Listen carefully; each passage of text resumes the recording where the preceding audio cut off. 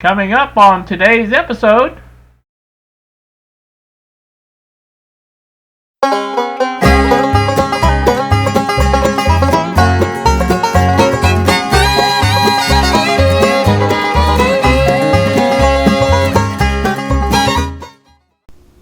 good early afternoon to you, YouTube, on this Thursday.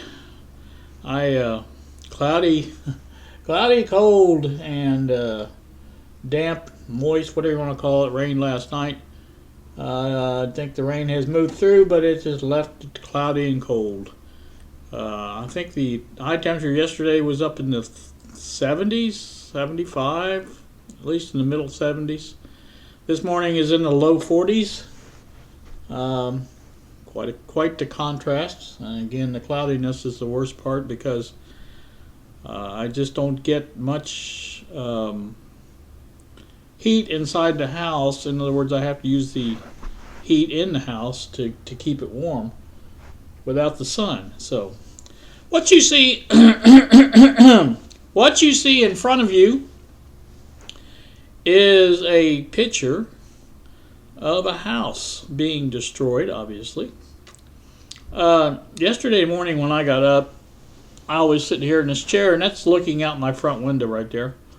Across the way, you can see my antenna of my car, the top of my car sitting there. But this house that you see there was, when I moved in here, there was a lady that lived there, older lady.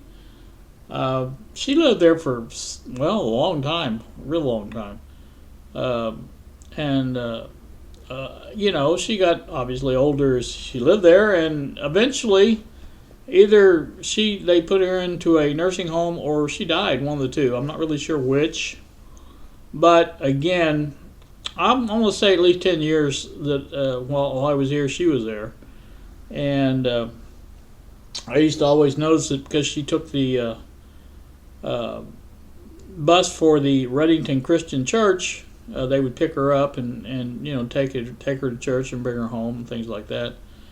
And so I just always noticed she's always prompt on setting her trash out and things like that, and just elderly lady.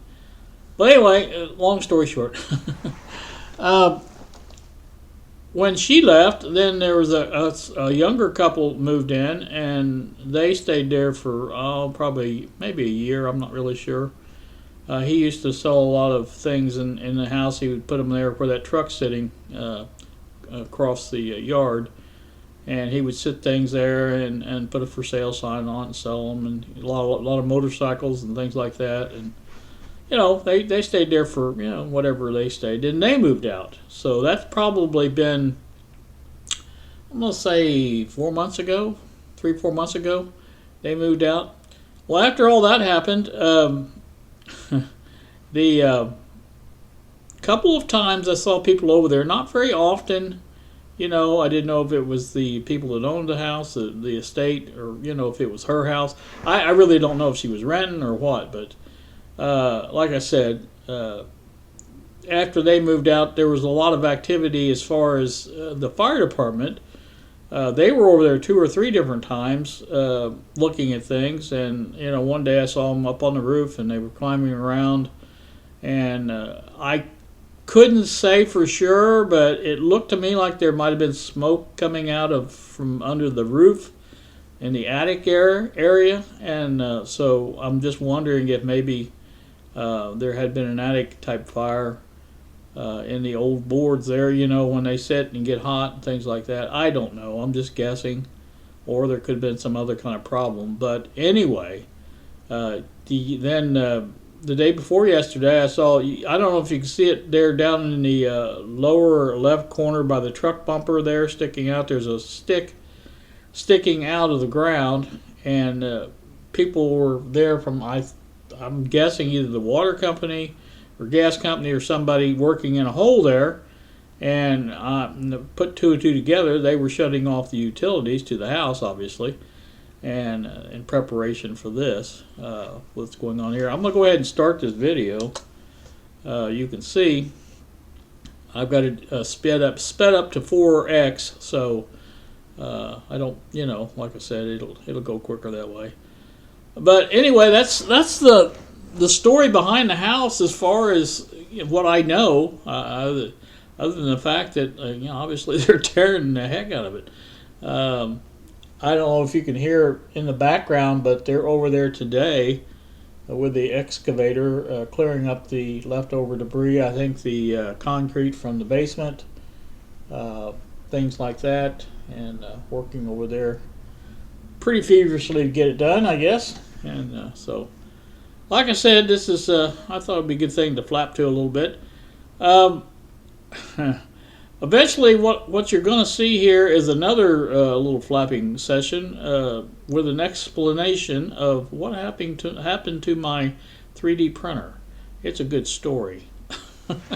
It was one of those stories that should not have happened, but it did. And so I want to document it so that if it happens to someone else, maybe, it might help them figure this out a little quicker than it did me.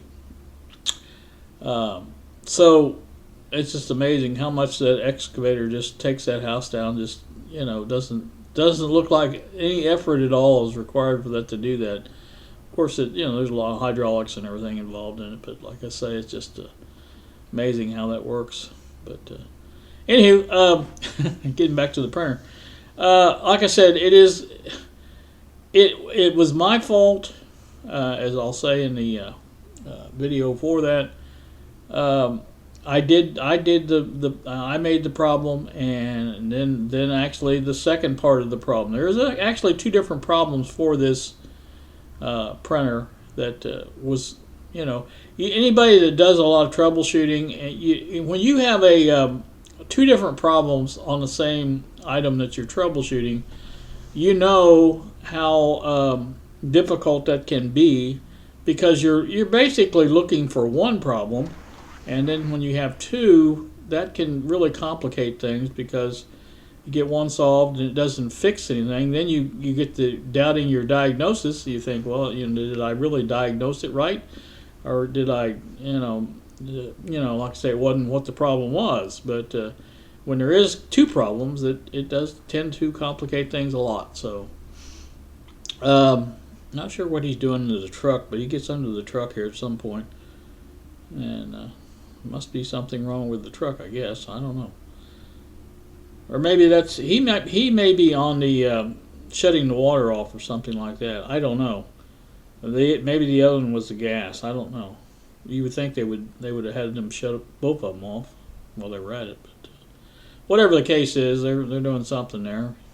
Like I say, the printer, it was my fault, and one of the problems I have is listening to Bob. Now, I know Bob knows more about this stuff than I do, and sometimes he says things, and I'm thinking, I've already done that, or that couldn't be the problem, or whatever. And I really need to listen to him more about stuff like this and follow his directions. I tend to try to do that for people, for things I don't understand, and obviously there's things I don't understand about the 3D printer, having owned mine that long, and I learn about it as I go, and so. But anyway, it is fixed now, and like I said, you'll see. You may chuckle at the stupidity of the what caused this, and if you do, that's fine. If you don't, that's fine too. But I just wanted to basically do that. Other things going on now. Bob is working on the Signal Injector. He's building one for me, and he's going to ship that to me when he gets it done. I think he's in the process of having lunch about this time. It is, like I said, it's around a little afternoon. So he's going to do that, and when he finishes that and ship that to me, we have an order from Canada for our BDST-1. That's all. I got up yesterday thinking, I'll get that ready to mail out, because I had to go to the doctor yesterday. That was the other thing I want to talk about. Always something to flap about, you know me. But I did go there, and like I said, I thought, while I was out, could mail that BDST out kit, and like I said, that was the plan. So I got in there yesterday morning after I set the camera. I used the Kodak PlaySport to record this. Now you see they're putting water on that. That's another indication to me that it may be something that's always done when you do that. I don't know, but it's just an indication to me that wood is really dry and can catch fire real easy. Otherwise, why would you be spraying down with water? But anyway, like I said, I went in there to put a kit together to mail out to Canada, and I got down to the nitty gritty and got down to one part. We are missing one capacitor. When you pull out the parts where they're supposed to be at, and there's nothing in the pill bottle, you kind of wonder, oh, what happened there? And there's a lot of parts that are not in the pill bottles, and I looked all over in our bags and things like that. It wasn't there. So then I got to look on eBay, and sure enough, it's one of the ones we are waiting on from eBay. Quick check of tracking shows that it is in the country. It has been handed over to the carrier here in this country, and it is waiting for the USPS to take possession of it and deliver it. So that could be a day or two, could be a week. It's just no telling. But when it gets here, we're going to mail it out, obviously. But I didn't really mean for that to happen, obviously. I thought I had everything covered. We had just mailed out 5, but obviously that 5 took up the last of what we did have in stock. So Bob and I have discussed it, and I think we're going to go ahead and go with either Amazon or some other local, I won't say local, but quicker shipping options in the future for parts that are needed at least right away. When we ordered these caps from China, didn't really think that it was going to need them that quickly, because our sales had dropped off a little bit from the initial, and I thought, maybe that was I just now realized I think they did what they did was shut the water or turn the water on so they could use it to douse the wood there. I think that's what they did. Because I just noticed he went down in that hole and shut something off, so I think that's what they were doing. Okay, I haven't actually watched this whole thing through, and so I'm kind of seeing this for the first time. I was in the other room, like I said, in the workshop, putting that together while this was all being recorded. I think I let it run for about an hour recording this, and so, like I said, that's how long I'm going to take. I think this is actually 16 minutes long or something like that in 4X. So anyway, that's the story on that BDST, and we'll get that out as soon as possible. It is ready to go. Other than that part, I've just got to slip that into the envelope, and away she goes. Shipping. It was interesting to find somebody to ship it to in Canada, because I was curious how much difference there would be. Actually, not a lot of difference between that and the UK. I mean, there's a few dollars, but it's not that much. Cost almost as much to send to Canada as it does to the UK. So just kind of crazy on the shipping stuff. So like I say, domestic rates for this package runs anywhere from $342 to $348. Depending on where it goes in the country, but like I said, that's quite a bit more for international type of shipping. So, anywho, that's that. But like I said, Bob's working on that today, and I'm doing this. So I've got my 3D printer working now. So I'm going to be working on. Took my measurements for my. New case that I'm making for the 20 water amp for the ICO to power, to add sound for it. So once I get that done and I'm printed that, I've decided how I want to print it. I just need to do the, I've got the dimensions for the transformer where it'll sit in there, and the board and everything like that. So I want to get that all lined up and printed, and just so happy to have my printer back. It's just, you just don't believe it. You can't believe how happy I am about it. But anyway, like I said, it's a new day dawning, I guess, is what they say. But nothing else really going on for the Friday flap, I don't think. The doctor, that's what I was going to talk about. I had my doctor visit, my 6 month checkup, as they say. I was actually thinking I had lost more weight because I had changed. Each time I go to the doctor, I use that to make changes to my diet and things like that in order to continue on the weight loss and see if I can get that down a little bit more. But to my surprise, I weighed, I think, 231, and I think I was in the 220 area, or 220 something area the last time I went. So obviously I had gained a couple pounds, but I had changed things around a little bit. Most of my life I have eaten 2 meals a day. I eat a snack or something in the morning, and then I would eat, basically one big meal in the evening. That was it. But since I've been retired, I've been basically eating 2 meals a day. I have my ramen noodles for brunch. I will call it brunch sometime, around 10 o'clock, somewhere, maybe even a little bit before that. But and then I don't eat again until supper time, 5 or 6, something like that. And like I said, my meals consist of things that are probably not the best. But I've changed that too. I've tried to eat less bread. I've tried to eat more healthier stuff. So, it's just, you try that. And then, like I said, this last time, between doctor visits, I decided I was going to try to eat 3 meals a day. And because I've always heard that you should eat 3 smaller meals a day instead of 2 bigger meals.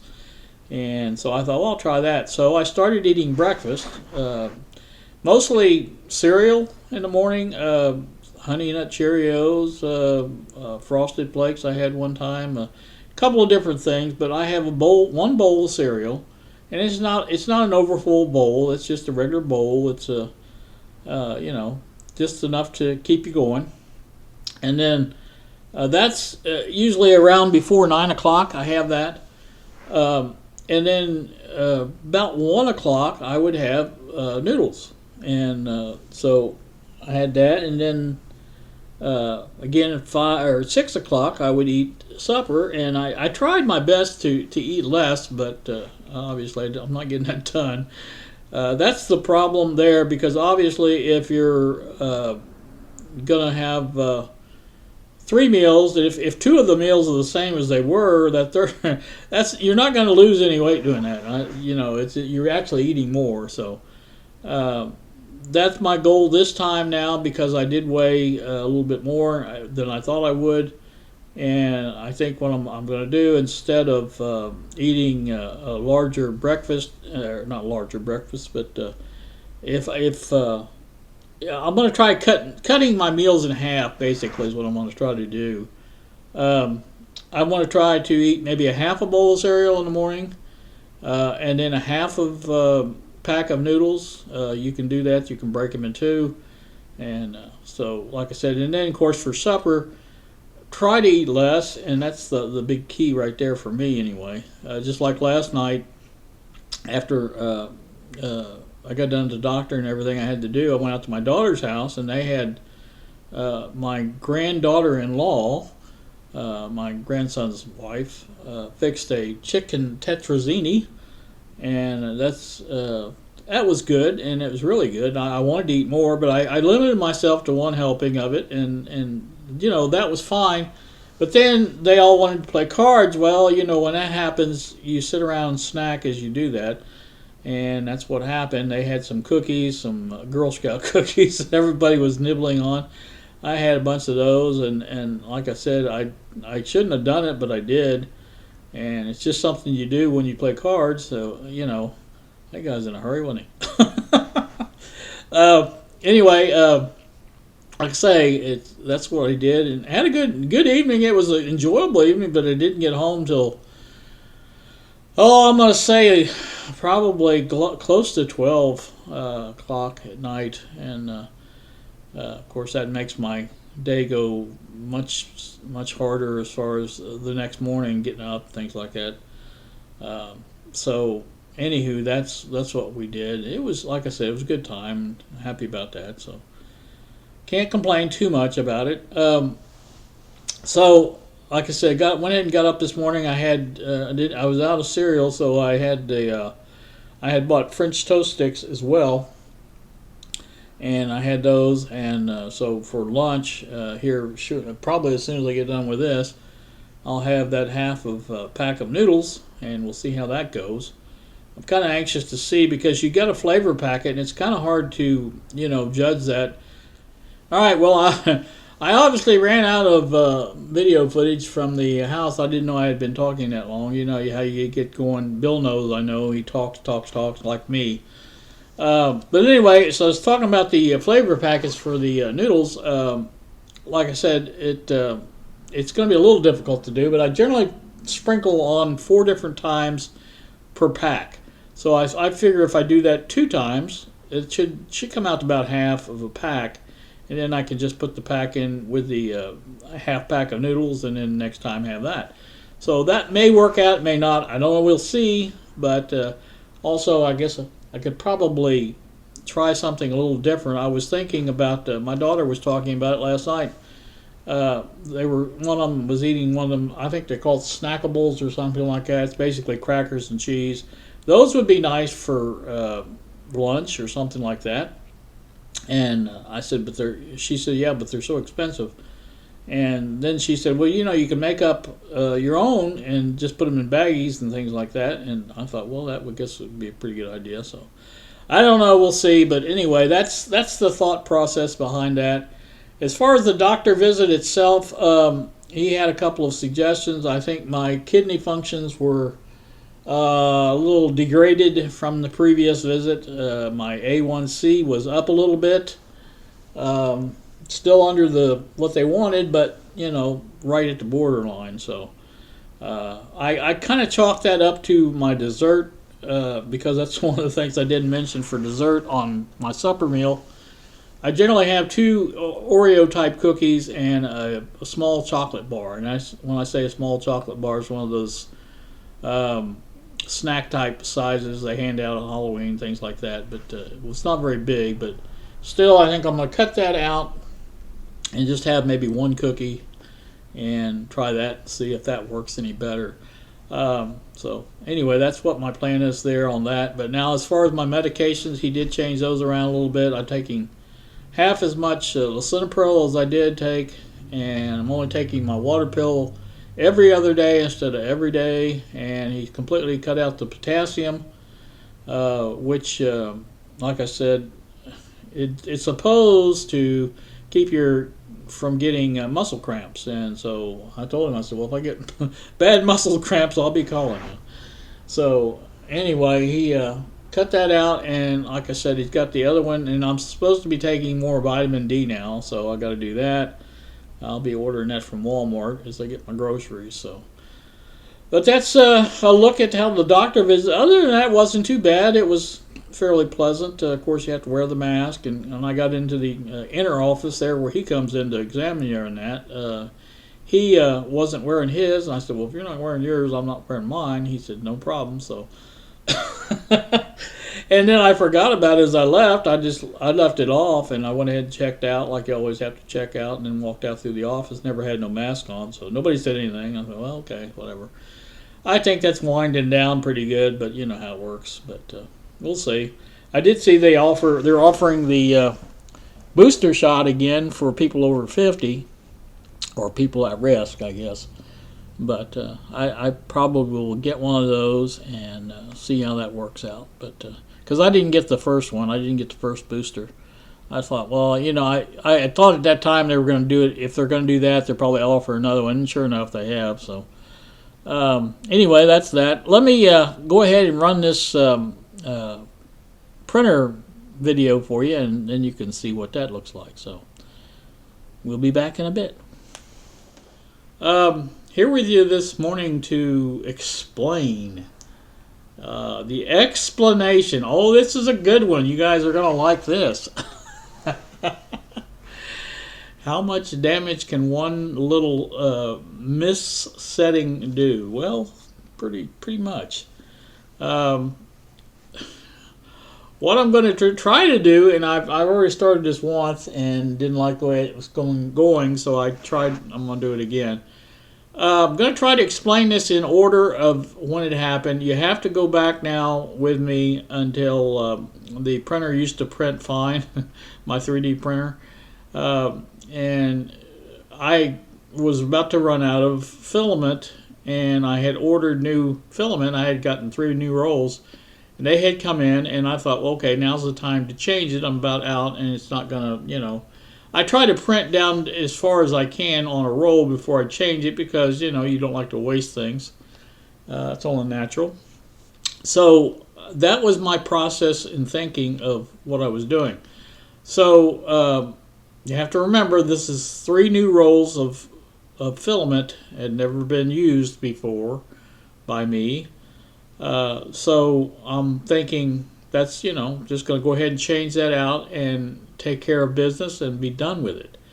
Well, here's the thing. At the time, I was using a little kind of a helpful aid, and on the printer menu, there's a setting where you can actually use the printer to back out your filament and aid in changing your filament. And I was trying that out to see if it worked. And so accidentally, unbeknownst to me, you know how that works, I had clicked on the menu. The printer, for anyone that doesn't know, has got a round knob on it. And basically you can rotate the knob to change the selection on the menu. In other words, to make it go up and down. To select different things, and then once you find whatever you want to select, you hit the button, you press down on the button, which makes it select that option. Okay, no problem. So what had happened when I got to, you have to kind of remember I hadn't done this before, and I was a little unfamiliar where I was at in the menu and things like that, and I was kind of click happy, as they say. I was basically going here, going there, clicking, and trying to find what I was looking for. Well, somehow in the time that I was doing that, I came upon this screen here and the menu. Now, as you can see, it's under the control settings. The thing on top is where you're at in the menu system. That back arrow means if you go up there and highlight control, you'll go back one step. You know how menus like that work. Anyway, you can see I am on E in MM3 with a colon after it, and that just means, as you can set it, it's a toggle. If you basically go on that, hit that button, it will set it to off.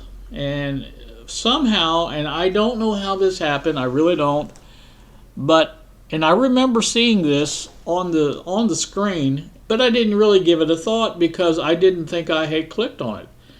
Apparently I had, and it was off, and I turned it on.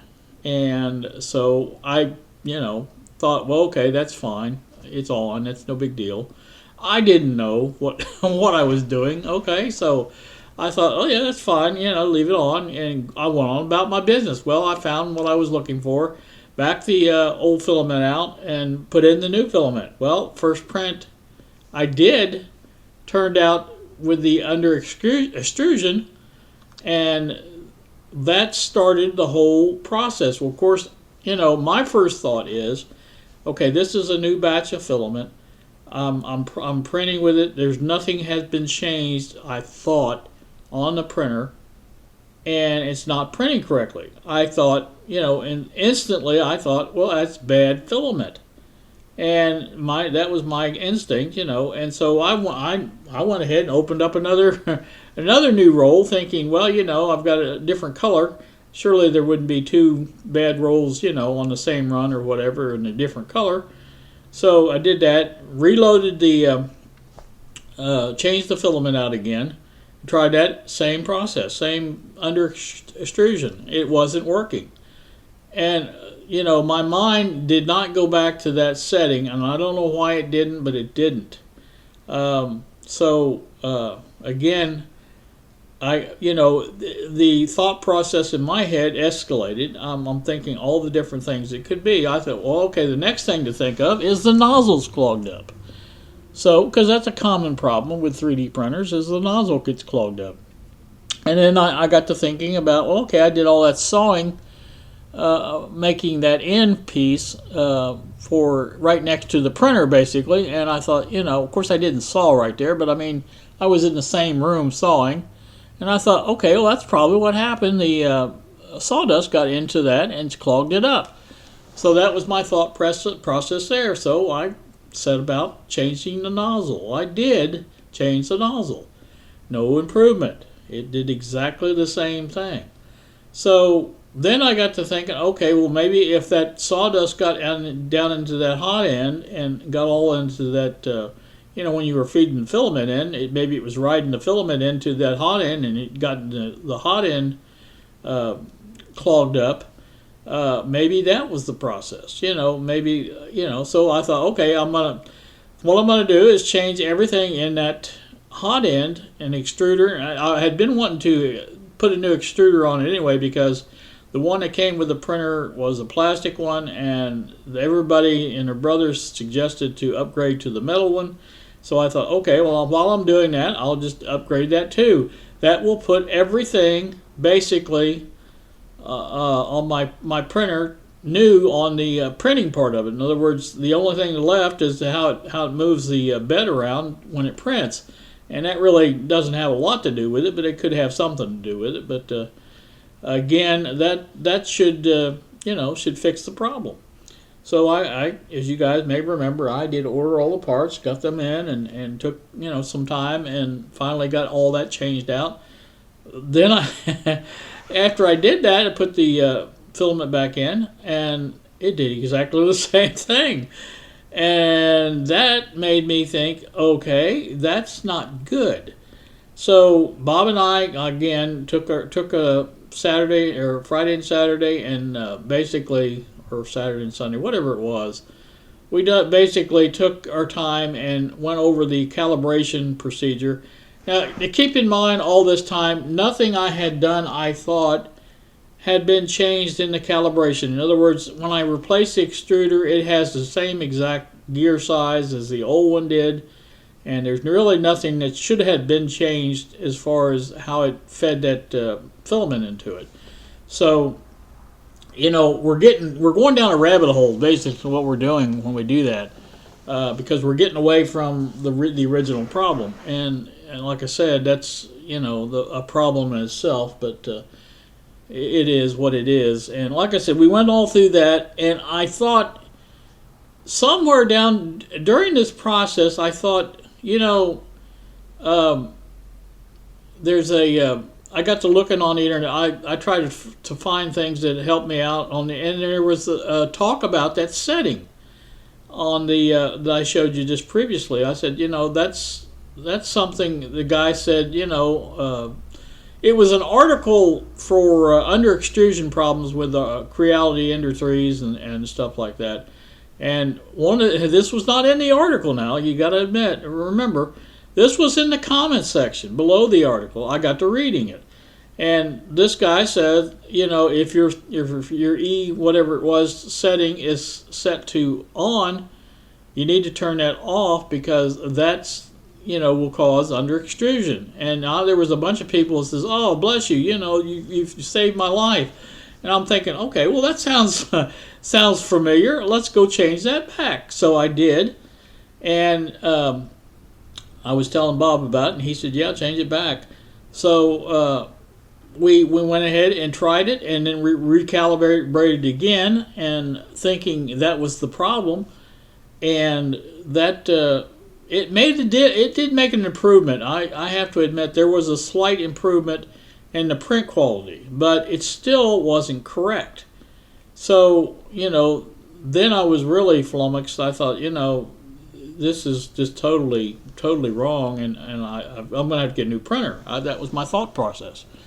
I just figured, something screwed up in the firmware or something somewhere in that printer that, all this time I'm thinking, it's got to be that, because it wasn't that problem with the setting on the printer. I thought, well, if that wasn't it, then it's got to be something in the printer. So I was really when I made the last video and it was talking about that, I was the mindset I was going to have a new printer, and I was done with that one. I was tired of messing with it, and so I forget who it was said something about something, and I thought, okay, I'm going to look at this a little bit more closely and just see, because now when you buy new parts, you think, okay, these are assembled at the factory, they're aligned, they're supposed to be right and everything. You just think that, and when I had bought that new hot end, that was the rave thing to have. You got to have that hot end. It's got that new Bowden tube in it. It's got the Capricorn, I think is what they called it. And I thought, oh, it's great, got to have that. So I got to thinking, Bob had said something about a long time ago, and of course I ignored him. Me, I think, well, that's nothing to do with the problem I have. But he had mentioned something about that tube has to be down against the nozzle. And if it's not, then you'll get under extrusion, because basically the filament builds up inside that tube where it's actually getting cooled before it gets into the hot end, and it just, so, it's hard to explain, but I'm going to show you some diagrams here, maybe help you out. Let me see if I can find those. All right, now what you see now is the hot end, obviously magnified.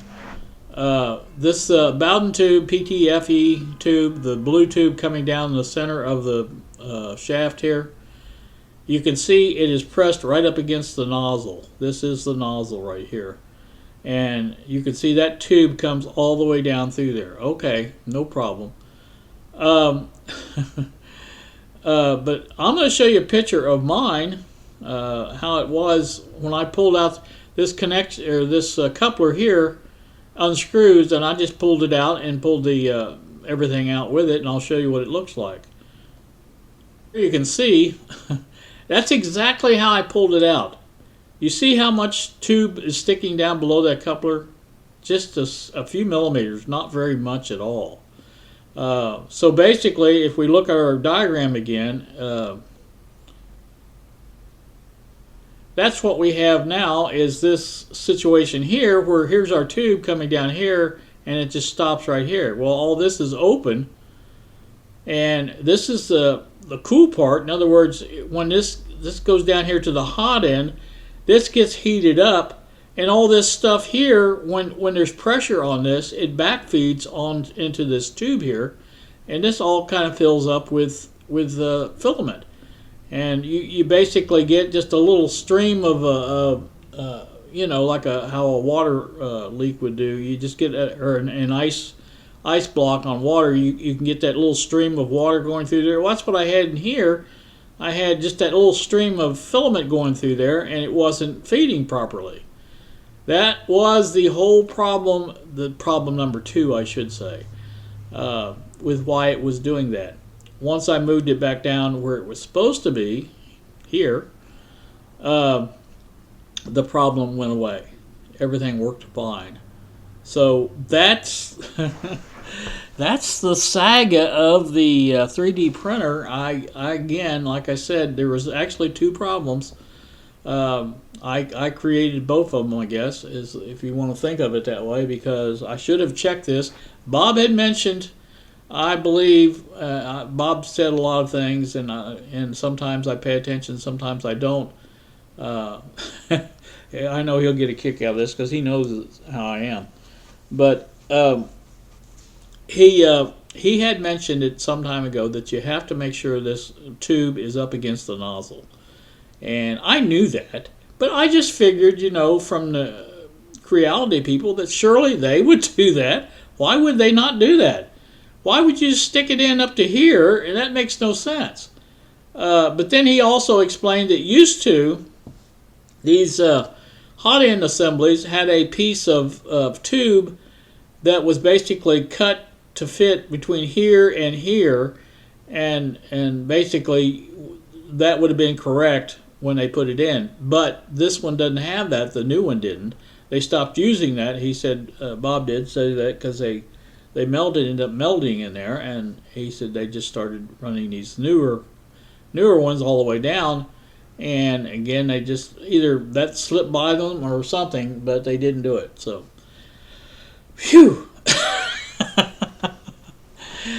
But yeah, that's the whole story behind that. Again, my Click Happy menu selection is the root cause of the whole problem.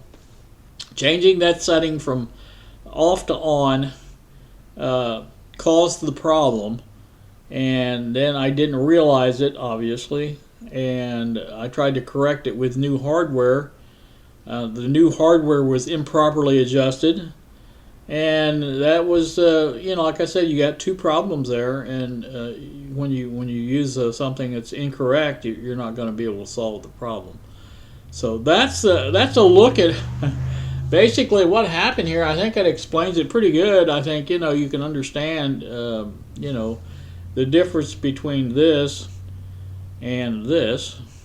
So it's obviously not down far enough. So that's the way it's going to work. But like I said, that's it. So let me get back to our regularly scheduled video, and we'll see what's going on there. I wanted to show you. This is why I knew this was so far under extruded. You can drop this. You hear that? There's almost no sound to it. Now, if you drop this one, you can hear the difference. It makes a very clear metallic, or not metallic sound, but I mean a solid sound. So that's like I said, it's nice and firm, and I'm sure you could break it if you really tried, but it's solid as the last one I print for that are up on the pegboard and been up there for a long time. So that's good. All right, so now you've seen the printer story, as bad as it is. The little demo at the end with the difference between the under extruded part and the properly extruded part is. That was the first thing I noticed when I was having problems. I'm thinking, well, this doesn't make the same sound when you drop it.